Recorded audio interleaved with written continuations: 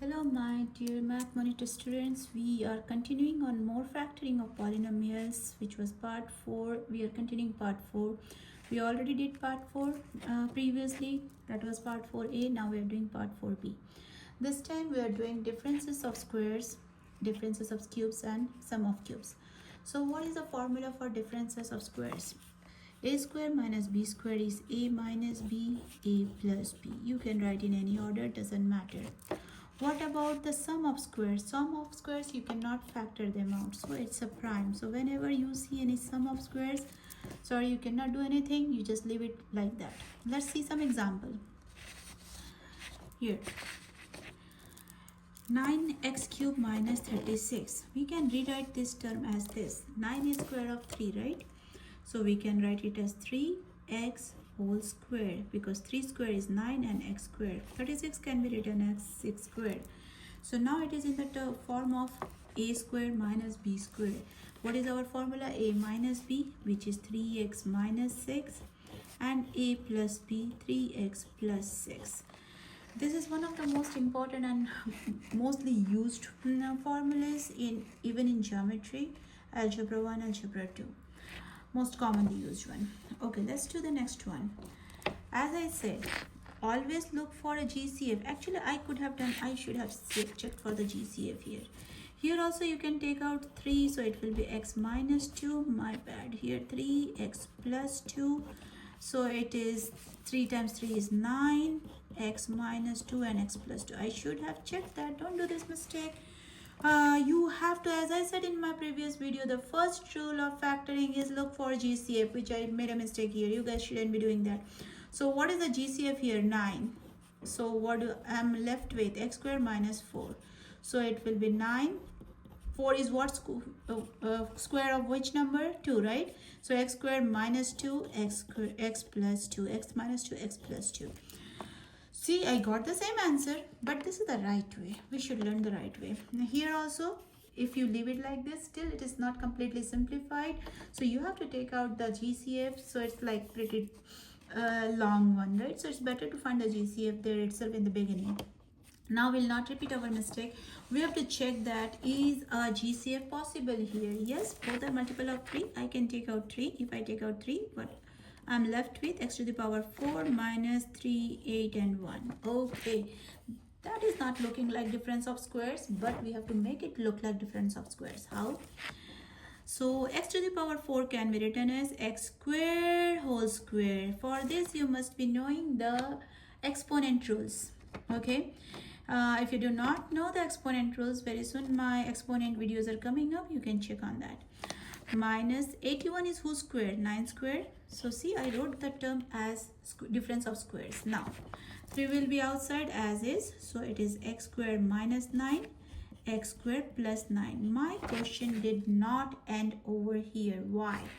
Because x square plus 9 is like square, because 9 is also a square of 3. This is prime. This term is prime. I hope it is visible. Okay, here. This is prime, but this is not prime. It still can be factorable. So 3. What is this term? This is x square minus 9 is x square minus 3 square. So you have to keep on going as long as you can factor it. So it will be x plus 3. This is just the first term. And this term you have to write as is, because that's a prime term. You cannot do anything with that one. Okay, let's try some more complicated question. Looks so weird. They are not looking like difference of squares, but that's okay. We'll make it difference of squares. How? 10 to the power 5 squares. 5 times 2 is 10. We can write 10 to the power 10 as 10 to the power 5 minus 10. 10 to the power 5 to the power raised to the power 2. B to the power 5 raised to the power 2. Now if this whole term, now this whole term is looking like A, this whole term is looking like B, A square minus B square. So what will be my final answer? A minus B, A plus B. Did you get it? The inside term, the whole term is A minus this whole term B, A plus B. You cannot write this 5 as squares of anything or cube of anything. So you cannot move forward from this point. At this point we can factorize that too, but not at this point. Okay, so for algebra 2 pre-calculus you can leave your answer here. Okay, let's move on and see what can we do if there are difference of cubes or sum of cubes. If there is sum of cubes, the formula, yes, you have to memorize it. You will not get this formula in the cheat sheet of your SAT, or some teachers are very generous. They might give it on your school test, but normally it is not given for the advanced math. So sum of cube, the formula goes like this: A plus B. First term is just like this. If it is plus, it will be plus. The second term goes like this: A square, this first will be minus A square AB plus B square. Yes, it will take some time, but you have to memorize the formula. How about the difference of cubes? Difference of cube is, since there is a difference, first term will be like this: A minus B, and then just this negative minus sign is here, everything will be positive, sorry, plus AB plus B square. See, they are pretty much same, only how to memorize: if it is plus, first is plus; if it is minus, first is minus; if it is plus, the first sign that you will see here will be minus. Okay, let's use some of them and try to do some of the examples. I do not want my phone to ring. Okay, sorry. Let's see. Let's fix this one. As I said, now we will not repeat our mistake. What is the first step of factoring? You have to check for GCF. Is there any common term here and here? Yes, there is, which is y. So you can take that y out. So what I am left with? X cube plus 1 over 8. What is 8? 8 is a cube of 2. So I can rewrite this expression as x cube plus 1 over 2 cube. This is a cube plus b cube. Use your formula and expand it. Why? What is the formula? A plus b, which is x plus 1 by 2. Another other parenthesis, x squared. First is minus x times 1 by 2, or half x. You should write half. Always the number goes, coefficient goes before x. Plus 1 by 2 square, which will be 4. Just make sure that this should go before x. And that is the expansion of sum of cubes example. Let us do one more silly example here.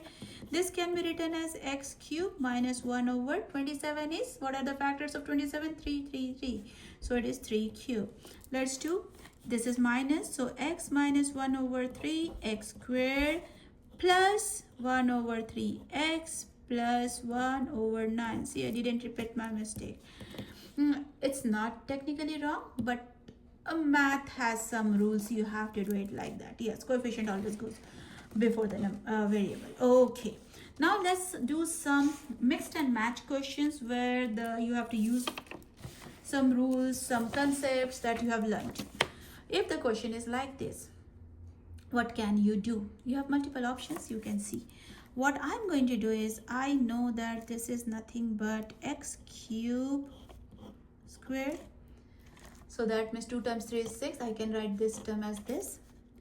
This is 864, or I can say 8 squared. Now we know a plus b, a minus b.